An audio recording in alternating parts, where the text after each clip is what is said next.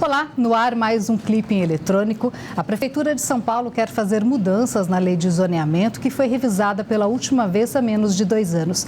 A proposta terá que passar aqui pela Câmara Municipal antes de ser alterada. Para discutir esse assunto, recebo o professor da Faculdade de Arquitetura e Urbanismo da USP, ex-vereador Nabil Nubuque. Obrigada pela presença. Obrigado, é Bonduque. Bonduque, desculpa. Recebo também Walter Caldanha, ele é professor de Arquitetura e Urbanismo da Universidade Mackenzie. Seja bem-vindo. Seja bem-vindo. E para finalizar a nossa mesa, recebo Ricardo Iasbeck, vice-presidente de Assuntos Legislativos e Urbanismo Metropolitano do Secov São Paulo, tá certo? Certíssimo. Queria começar, essa atual regra não estimula a construção de novas moradias? Quem pode me responder? Pode começar o senhor. Bom a todos aí, cumprimento, Caldana, Nabil, Renata. Acho que nós estamos hoje com uma possibilidade de fazer um aprimoramento nas corretas diretrizes que foram trazidas pelo plano diretor do município de São Paulo, que em 2014 foi promulgado por esta casa. Ele foi alvo de muitas discussões e traz diretrizes corretas de desenvolvimento orientado pelos transportes.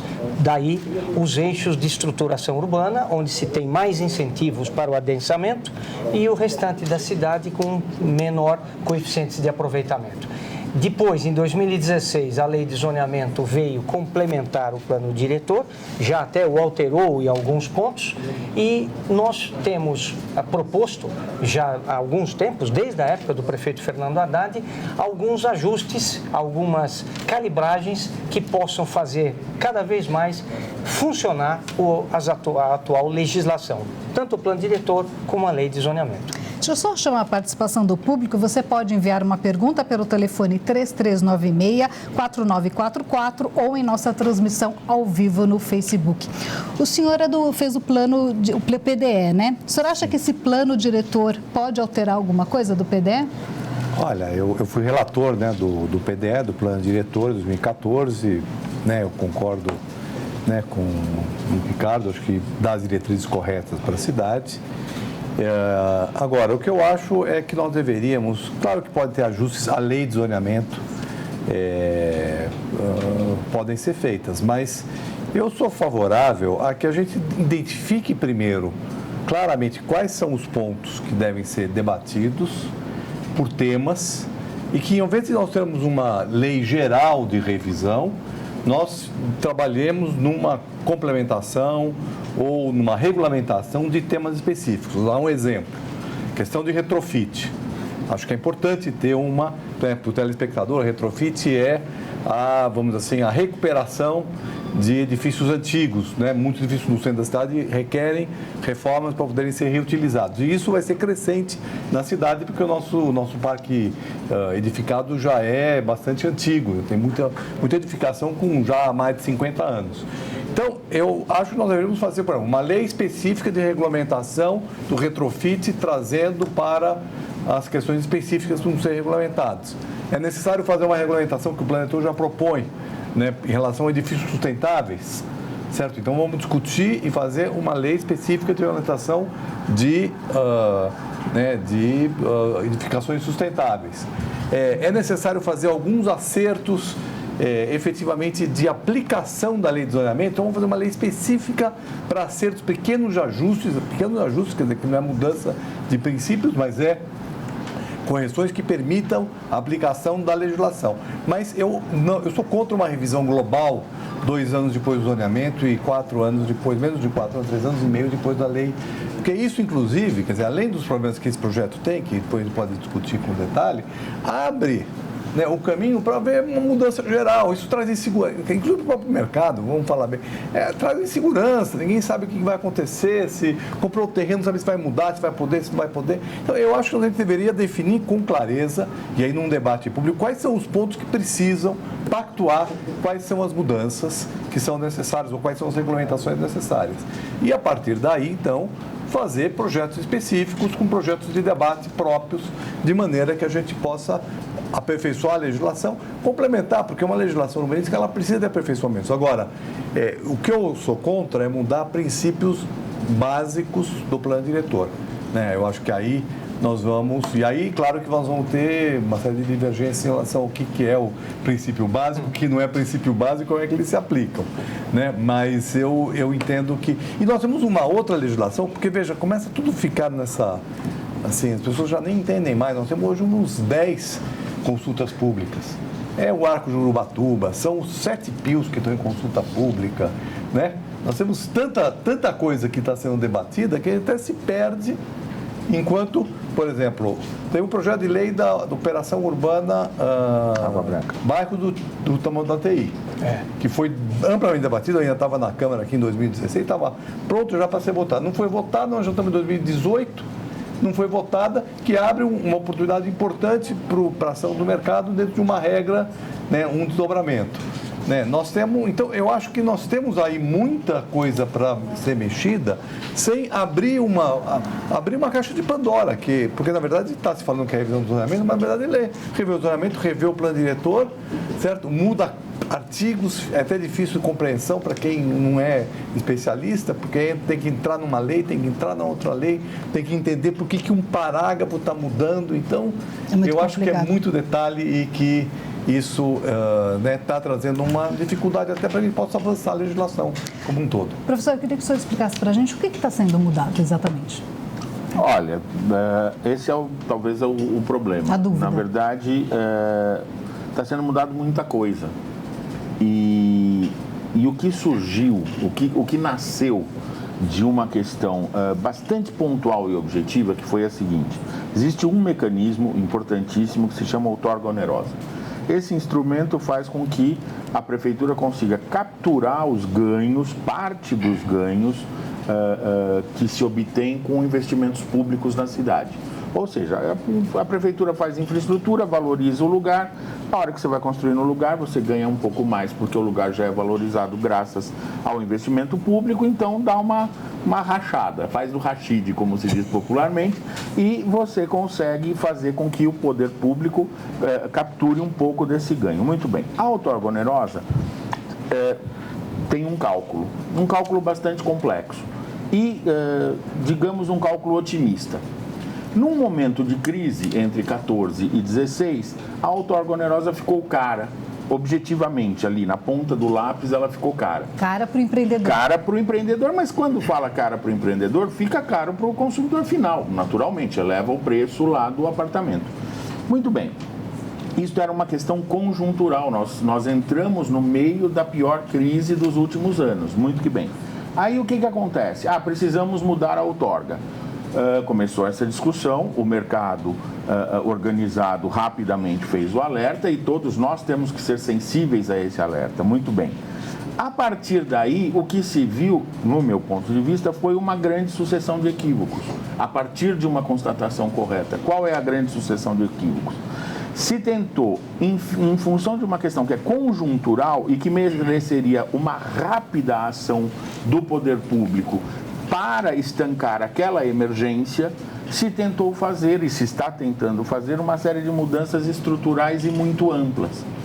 E isso teve como resultado o fato de que faz 1 ano e meio que isso está sendo discutido no Executivo ainda, o projeto não está pronto, aí ele vem para cá, vai ficar pelo menos mais uns 3 meses sendo otimista, isso vai para o 2º semestre desse ano, se bobear, vai passar esse ano inteiro.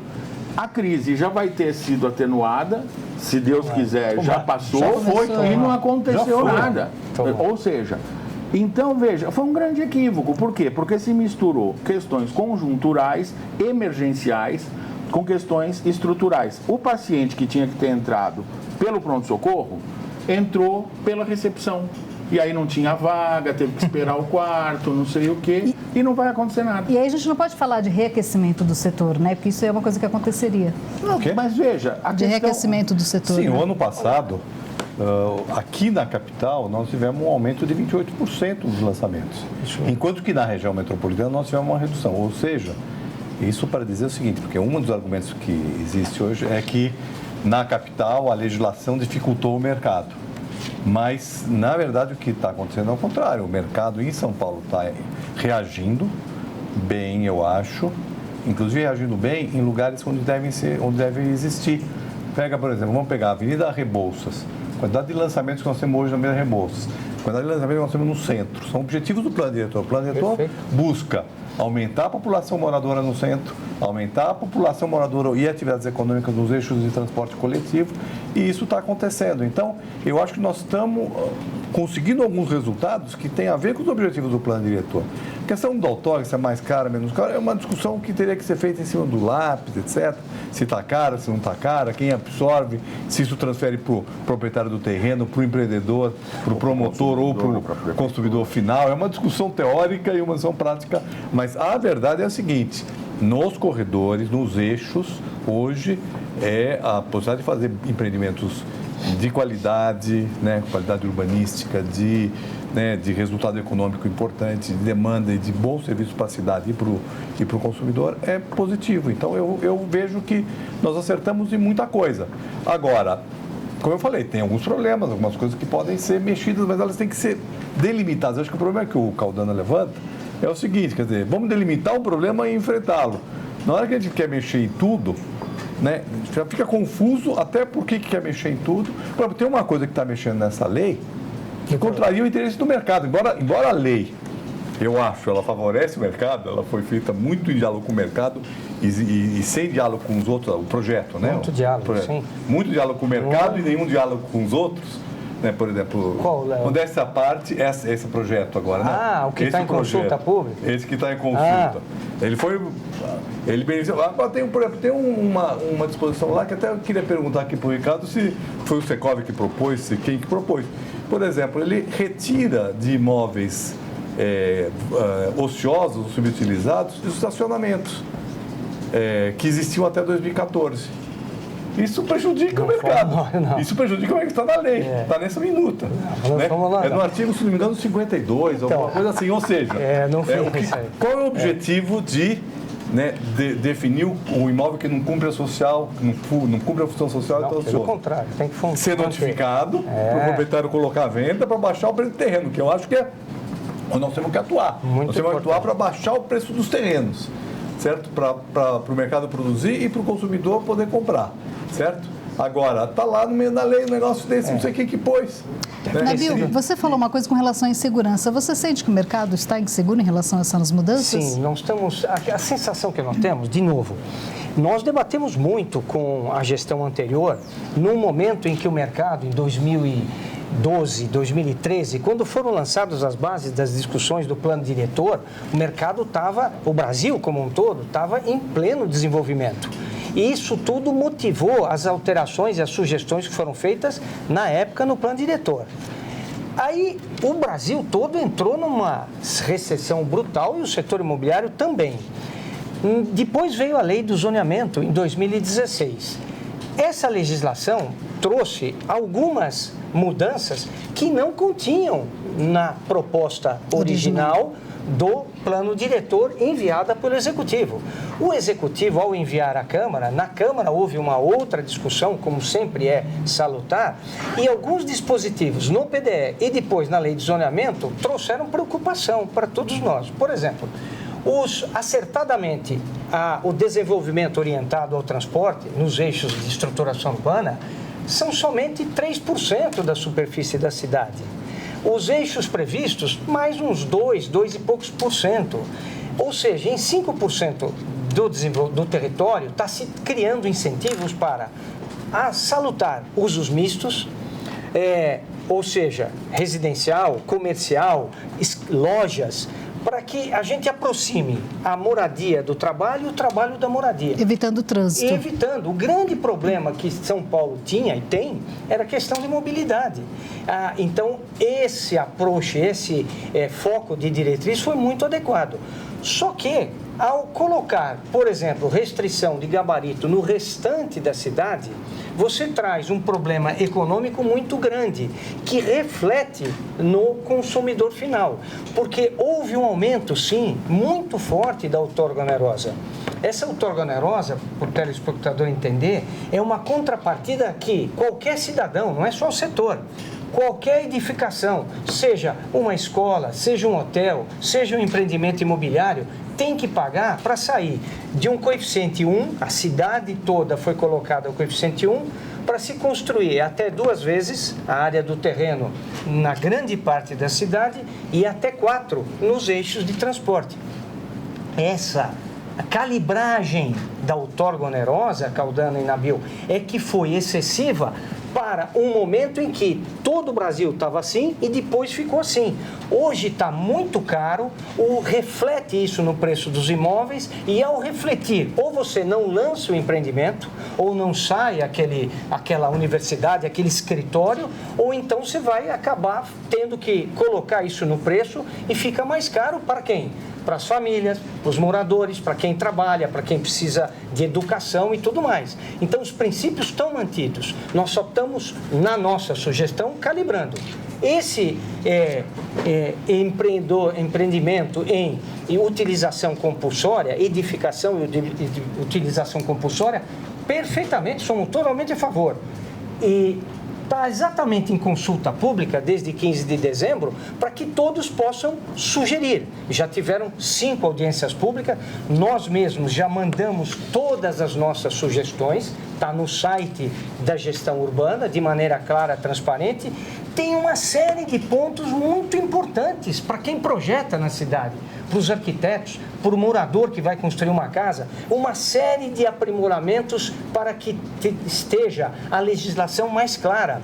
Como o Nabil falou, retrofit, estimular as reformas, está lá uma série de sugestões de melhoria. A questão dos edifícios conceitos está lá, no nosso entender está falho, nós fizemos uma série de sugestões para melhorar. A questão da cota ambiental, ótimo que isso esteja na lei, precisa aprimorar algumas questões da fórmula, dos reservatórios necessários, ou seja, há uma série de aprimoramentos que eu acho está em discussão para isso, para que agora a prefeitura, após todas essas sugestões, possa analisar e melhorar isso aí. Né? Professor, já preciso fazer uma pergunta. Ele falou da audiência pública, da discussão. O senhor acha que a pessoa não pode se sentir um pouco traída da população? Porque ela já deu opinião, ela já foi feita essa consulta. Né? O que o senhor pensa sobre isso, o senhor como profissional do setor que já deu sua opinião sobre esse problema? Acho que esse é talvez o maior de todos os problemas. Nós conseguimos, na elaboração e tramitação do último plano diretor e dessa lei de zoneamento, um avanço metodológico ultra significativo. A gente precisa entender uma coisa, todos nós. Até 2010, nós tínhamos a legislação urbana, o chamado marco regulatório, voltado para controlar o mercado, e reconhecendo o mercado imobiliário como sendo o grande agente produtor da cidade. Vencido o nosso apagão urbanístico de 40 anos, a partir de 2010, o que nós tivemos? Nós tivemos o seguinte, a sociedade começou a despertar que ela é produtora de cidade. E isso melhorou muito. Esse é o grande ganho que nós tivemos em São Paulo nos últimos 10 anos. O que outras cidades fizeram em 30, 40 anos, nós estamos nos obrigando a fazer em 10. E o plano diretor e a lei de zoneamento, com as suas deficiências e as suas virtudes, foram agora, então, reflexo não mais da relação com um agente específico, mas com N outros. Movimentos sociais por moradia, movimentos de trabalhadores, os bikers, os que usufruem de parques e jardins, as hortas, as crianças, os jovens estudantes, os idosos, ou seja, a cidade é feita por todas. Por que estou dizendo isso? Não é mais só uma relação direta com a produção comercial da cidade. E esse processo foi muito rico. Diria que foi inédito na nossa história. Muito bem. E isto fez uma lei que ela é um consenso. Ou seja, todo mundo perdeu um pouco, todo mundo ganhou um pouco. Você mudar esta lei com esta velocidade gera uma sensação de frustração enorme para todos os movimentos e agentes que participaram daquele processo e fizeram um acordo, porque lei dessa magnitude não é lei de governo, não é lei de uma gestão, não é uma lei do Haddad, ou uma lei do Kassab, ou uma lei do Dória, é uma lei da sociedade. Da prefeitura. É uma lei da prefeitura. Então, sim, gera uma sensação de frustração, em primeiro lugar. E, em segundo lugar, eu queria reforçar a questão que eu já coloquei, que é a seguinte: o marco regulatório, ele precisa ser preservado, porque as pessoas têm que se sentir reconhecidas, pertencentes, e O resto, o que não estiver funcionando, você tem outros instrumentos jurídicos legais para adaptar. Essa é a questão. Então, o problema nosso é confundir reforma com demolição, é confundir questões conjunturais de questões estruturais. A outorga, o valor da outorga era uma questão conjuntural, e ainda é, mas outras questões, como a cota de solidariedade, as ex, o tamanho de quadra e tantas outras, são questões estruturais. Não precisa mexer com esta velocidade e não precisa mexer nesta lei, que se façam as leis complementares. Por exemplo, hoje, o Nabil bem lembrou, nós estamos fazendo uma discussão, um dos instrumentos mais inteligentes que nós temos hoje à nossa disposição em São Paulo chama-se PIU, Plano de Intervenção Urbana, enfim. Há 7 em discussão hoje na cidade. Isso é altamente positivo, que está sendo sombreado, infelizmente, pela discussão de alteração do zoneamento e do plano diretor. O que é uma pena, porque nós aqui estamos avançando, aqui nós estamos retrocedendo. Veja como são problemáticas as coisas. Eu sou uma pessoa que defende desde o início da questão do plano diretor, que além do plano diretor, da lei de zoneamento, nós temos que fazer os planos locais, os planos de bairro e os projetos locais. Por exemplo, todo o eixo da Rebouças mereceria um projeto local, porque são bilhões de reais que estão sendo ali investidos, que poderiam gerar uma cidade muito melhor. Muito bem, não estamos discutindo, não estamos avançando. E é um corredor importante. E é um corredor importante, como tantos outros da cidade. Então, o que acontece? Essa discussão do zoneamento, insisto nisso, o que ela provocou? Ela provocou um refluxo, ela provocou um desestímulo, ela não está resolvendo com a urgência necessária o problema que tinha que ser resolvido, que era o cálculo da outorga conjuntural, criou outros problemas e não está fazendo com que a sociedade possa discutir em paz o seu futuro. Então, é um equívoco de processo, no meu modo de ver, do começo ao fim. Nasceu bem, nasceu por uma emergência necessária e nós nos atropelamos no meio do caminho. E mais, vai vir para a Câmara num contexto de mudança de prefeito. Ou seja, todos nós sabemos que isso pode mudar tudo outra vez. Você falou do refluxo, só um minutinho, Nabil. Você falou do refluxo, qual o perigo disso? Da gente voltar para trás? É voltar para trás, porque veja, a cidade hoje, o mundo inteiro sabe que cidades como São Paulo são feitas de mobilização social. Todos os agentes produtores trabalhando em conjunto. Quando eu digo em conjunto, não é concordando. Das discordâncias saem energias, boas inclusive. Boas soluções. Então, o problema não é a concordância, mas é todo mundo se sentir representado e a gente chama de sensação de pertencimento. Na hora que você faz um grande acordão, ok, aí daí 2 dias muda o juiz e começa a chover. Então você muda a regra do jogo? Não, você suspende o jogo, mas não é porque mudou o juiz e começou a chover que você muda a regra do jogo. As pessoas voltam para casa. Na medida que as pessoas voltarem para casa, o que vai acontecer? Você retrocede. A construção desta nova cidade, insisto, para a qual nós estamos 30 anos atrasados com relação a outras cidades do mundo do mesmo tamanho, fica ainda mais atrasada. A gente está ideologizando questões que não devem ser ideologizadas, nós estamos partidarizando questões que não devem ser partidarizadas. Por quê? Porque são questões da nossa sobrevivência na metrópole. Água, poluição, trânsito, mobilidade. Nabil, você queria falar? Bom, primeiro eu concordo totalmente com o Caldana, né, em relação ao processo participativo que houve. Eu fui, como relator, coordenei o processo aqui na Câmara, foram 9 meses de muito debate e muita coisa, não é todo debate, foi um debate que foram gerando propostas, acordos, pactuação, para poder se chegar num resultado que eu acho bastante favorável. Agora, eu queria voltar um pouquinho nas questões que o Ricardo levantou, porque eu acho que às vezes as pessoas ficam um pouquinho, a gente fala de porcentagens, falam de... Na verdade, assim... Nabil, esse que você falou, esse processo participativo, excelente, e esse pertencimento que o Caldana falou, sempre foi, será e continuará sendo assim. E eu discordo que é um retrocesso, Caldana, porque não está se mexendo em nenhum perímetro de zoneamento, nada. São aprimoramentos. Na minha visão, ao analisar o projeto da Prefeitura, eu estou vendo evolução e não retrocesso. Bom, são aspectos muito técnicos. Aí nós teremos que discutir artigo por artigo, assunto por assunto e ver o que... Mas o que eu quero voltar a ser o seguinte, acho que tem um princípio no plano diretor, que é esse princípio de reforçar os eixos, Não é por acaso que a outorga é mais cara por metro quadrado adicional no miolo do que no eixo. Certo? Tem razões, é para estimular que se construa nos eixos. O Ricardo falou em 3%, na verdade é 3% você pegar o período do município como um todo. Perfeito. Certo? Mas você tem que tirar aí a zona rural, você tem que tirar uma série de áreas de proteção ambiental, etc. Certo. Nós temos, na verdade, por volta de 5% são eixos que já existem, tem previstos mais uns 4%, quase 5%. Isso representa, no total, alguma coisa como o que já está valendo 50 milhões de metros quadrados. Certo? Além disso, nós temos... Tem que tirar os já edificados. Tem que tirar os já edificados, mas nós já temos, além disso, nós temos outra coisa, nós temos as operações urbanas que também permitem um maior adensamento. Não só as que já estão em vigor, como as novas. Que estão na Câmara, tem algumas, inclusive, por exemplo, a água espraiada, ela precisa ser feita uma revisão. Precisa. Certo? Também está aqui. Eu fui relator de um projeto que mexia nisso. Que faz o quê? Eu fiz um relatório substitutivo em novembro, dezembro de 2016, certo?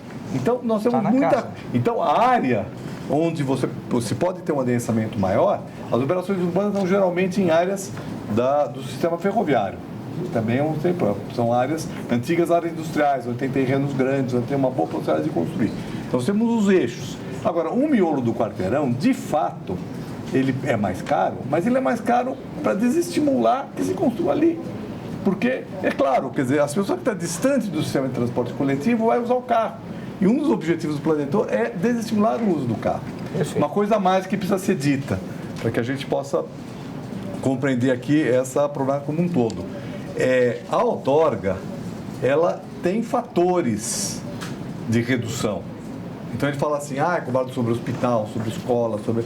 Não é assim, mas com fatores muito grandes. Por exemplo, o fator que tem em hospitais, se forem públicos, é zero. Né? Não paga outorga, habitação de interesse social, hospital público, escola pública. Se for uma escola privada, paga um valor que é com uma redução de 70%. Se fosse um edifício de outra natureza naquela região. Né? Nós temos ali também nos apartamentos redutores, por exemplo, apartamentos maiores pagam uma outorga cheia, mas um apartamento maiores e para rendas mais altas. Apartamento para classe média baixa, tem fatores de redução, apartamentos de até 60 metros, pagam outorgas com fatores de redução. Então nós estamos, na verdade, aqui querendo ampliar a produção em faixas de renda onde existem necessidade e o outorga, então não dá para a gente falar assim, a outorga é cara em absoluto. A outorga, ela pode ser cara no miolo, para prédios de luxo, num centro expandido, né, na macro zona de situação metropolitana, mas se for, por exemplo, para o começo da Zona Leste, né, se for lá para Moca, se for para o Tatuapé, São Mateus. Se for São Mateus é muitíssimo barato. Inclusive já tem os perímetros, tanto na Jacopês como em Copecê. Isso, perímetros de incentivo. Perímetros de incentivo. Sem dúvida. Com isenção de outorga. Então, na verdade, a outorga ela é cara num lugar onde não quer que se construa porque já está superlotado. E queremos descentralizar a cidade, inclusive criando, claro que eu acho que aí a prefeitura precisa caminhar com melhor transporte coletivo, com melhor infraestrutura, etc., para que haja interesse nessas outras regiões também da cidade. Mas ele tem uma concepção, e não é porque a outorga é mais cara no miolo dos Jardins ou no miolo de Pinheiros, etc., que, vamos dizer assim, ela é cara como um todo para a cidade. E ela é cara para um produto. Verdade. Essa discussão tem a ver com uma questão da prefeitura arrecadar mais? Não. Olha, sim e não. Sim. Os dois, né? O equilíbrio. Evidente, como o Caldano falou, essa outorga onerosa, que é o direito de construir adicionalmente, foi uma criação que veio, depois do solo criado, veio no Estatuto da Cidade, OK, é um jeito de um grupo de pessoas darem uma contrapartida à cidade. Acontece que o setor tem muitas dessas contrapartidas. Para você construir adicionalmente, outorga. E a outorga subiu em torno de 3 vezes o que era antes. Porque antes era muito barato. Subiu era 300%, não era não. Era caro e isso reflete no produto final. O nosso objetivo comum é o quê? A cidade é um ser vivo, é um organismo vivo, todo dia se faz cidade. O nosso objetivo é equilibrar a oferta e demanda de produtos imobiliários para a população.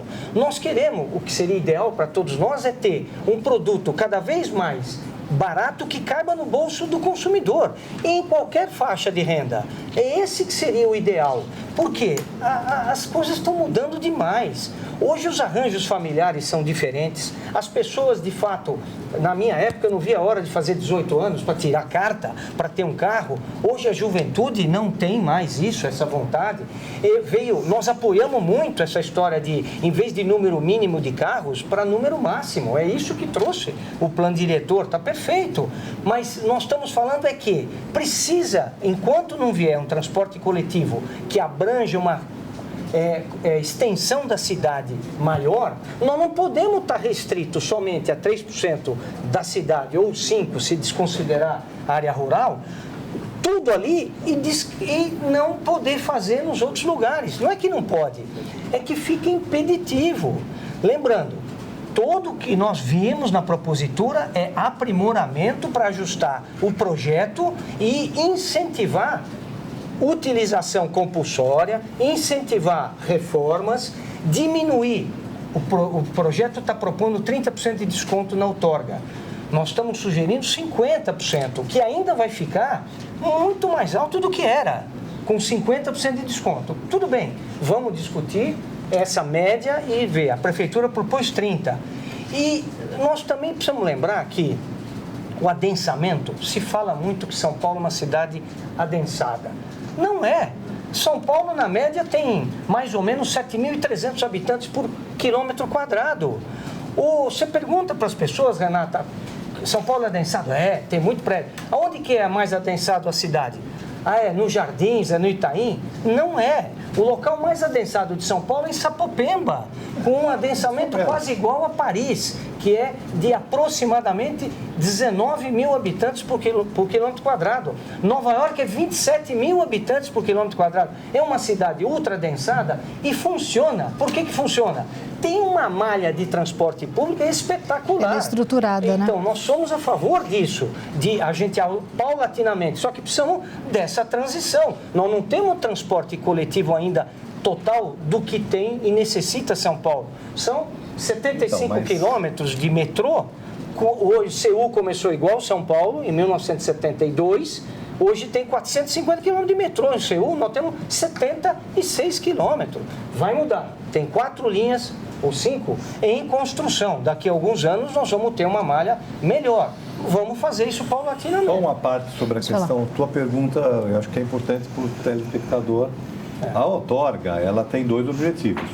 Por um lado, ela direciona o processo de adensamento, porque ela tem os seus fatores e seu custo. Sim. Então, ela é mais cara no miolo, é mais barata nos eixos, ela é mais barata para imóveis pequenos, mais cara para imóveis maiores, relativamente ao metro quadrado. Né? Que, aliás, o plano diretor dizia que os fatores poderão ser revistos. Sim, tá, mas dentro de critérios, isso foi estabelecido com critérios sociais e de planejamento. E a outra razão é a contrapartida, mas não é uma contrapartida para aumentar a arrecadação, para a prefeitura gastar em qualquer coisa. O plano, em 2014, e aliás foi uma proposta minha, ele já direcionou o recurso da outorga onerosa, não é só para investimento como um todo, como era do anterior, que já estava claro que era para investimento. É 30% para aquisição de terra bem localizada para habitação e interesse social e 30% para transporte coletivo e mobilidade ativa. Ou seja, né, o recurso da outorga ele vai ser utilizado para quê? Para produzir habitação mais próximo de onde está o trabalho, isso com ganhos positivos para a cidade, e também para estimular o transporte coletivo para suprir essas deficiências que foram faladas. Então, a outorga, ela cria uma capacidade de investimento só o Paulo quer falar. importante para mudar a cidade. A outorga onerosa representa, em torno, na média, nos últimos anos, não chega a 4% do orçamento do município. É pouco, realmente é pouco. Mas já chegou a ser quase 20% do investimento. Ah, bom, no investimento. Mas investimento é importante. Eu concordo, nós podemos juntos... Só pode ser usada para investimento? Propor para regularização fundiária também, Fundura. Pessoal, preciso para as considerações finais. Pode falar, professor. Não, eu gostaria só de colocar que essa discussão que nós acabamos de presenciar demonstra claramente o que eu estava colocando. A discussão da outorga não deveria estar sendo feita, a discussão dos problemas conjunturais da outorga não deveria e não poderia estar sendo feita no bojo internamente a uma alteração da lei, e sim como um instrumento, uma lei complementar, circunstancial, conjuntural de combate à crise. Por quê? Pode, claro que pode. Mas o legislativo tem como fazer isso. Dá o mesmo trabalho. Veja, 1 ano e meio e nada aconteceu, Ricardo. Então, o que acontece? Talvez tivesse acontecido em 1 ano já e nós estivéssemos trabalhando ou estivéssemos mais próximos. Por quê? Porque ao misturar todas as coisas, é isso que eu quero dizer, nós saímos de um jogo de ganha-ganha para um jogo de perde-perde. Por quê? Porque o que acontece? E é isso que eu quero dizer. Nós temos uma série de outros elementos que precisam ser discutidos. Insisto, planos de bairro, projetos locais, PIOs, arcos, incentivos, a lei tem que incentivar. Por exemplo, se acabou com a lei de escolas, com a lei de hotéis, com a lei de hospitais, com a promessa à época de que isso seria rediscutido, teríamos novas leis complementares. E ainda não Onde estão essas leis? Não estão discutidas, não vieram. Então, veja, essa é a questão. O tempo e a energia que se está gastando para colocar tudo numa alteração de uma lei que tem 1 ano e meio e a outra que tem 2, não vai resolver nada. Poderia ter sido gasta, ter sido investida nas legislações complementares e nos instrumentos criativos que hoje nós temos espaço para ter. Para mim, quando eu falo em retrocesso por causa disso. Por quê? Porque nós ficamos olhando no retrovisor, vamos mudar a lei que nós acabamos de aprovar e não estamos regulamentando e fazendo leis novas, instrumentos mais ágeis e combatendo a crise. Essa que é a grande questão. É óbvio, tem que parar com essa coisa de apartar o mercado imobiliário da vida da sociedade. Eu moro num apartamento, portanto, eu sou do mercado imobiliário. Eu comprei, eu faço parte do mercado imobiliário. Então, não é essa a discussão. A discussão é coletiva. Quais são os instrumentos de incentivo? Então, por exemplo, está se discutindo a cota ambiental dentro da lei.